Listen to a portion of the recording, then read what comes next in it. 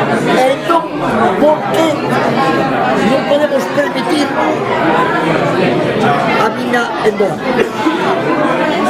Bueno, basicamente porque Doade é un pobo con vida e a mina o que pretende é roubarnos esa vida e implantar un proxecto industrial no noso monte, non? Un pouco queremos respetar os usos tradicionais que ten o monte, aproveitar os recursos que nel hai, non?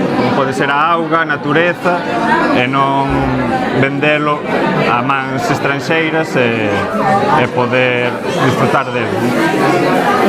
O que estás dicindo ti é un mensaxe que moitísimos pensamos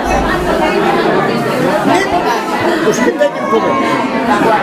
Si, bueno, o poder tamén é da xente que vive aquí, non decisións estranxeiras impostas por terceiros.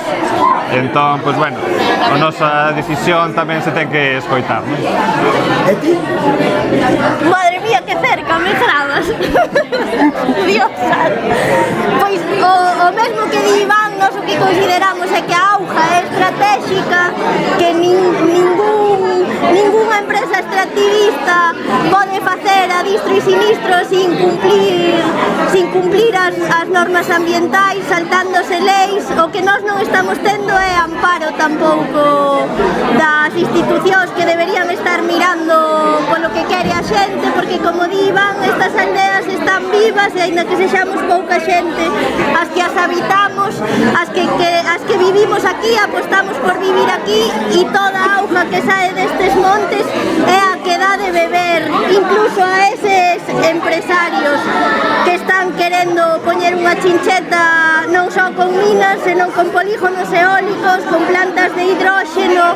Non queremos ese discurso e tamén nós queremos desde Só Subidos Eixo dicir que non queremos a mina en Doade, pero tampouco queremos a mina noutros territorios onde xa fixeron deses territorios zonas de sacrificio. Entón, consideramos que hai que levar o debate a outros lugares e poñer en riba da mesa un cambio de modelo mental que permita que sexamos máis xeitosos en xeral, con todo, pero coa vida, que é o que nos queda. Vos de onde sois?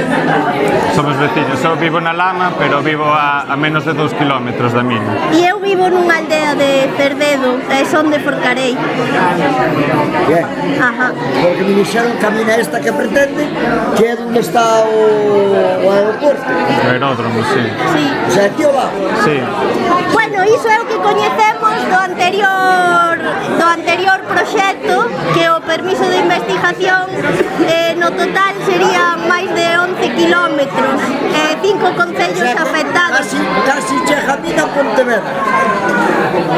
Do que coñecemos do anterior proxecto é o que podemos afirmar. Do resto, a Xunta aínda non confirmou nin deu documentación oficial a ningunha das comunidades de montes afectadas, nin a ningún colectivo ecologista. Moitas gracias. Nada. Mina non, Placer. Mina non. Vida sí. Eso é.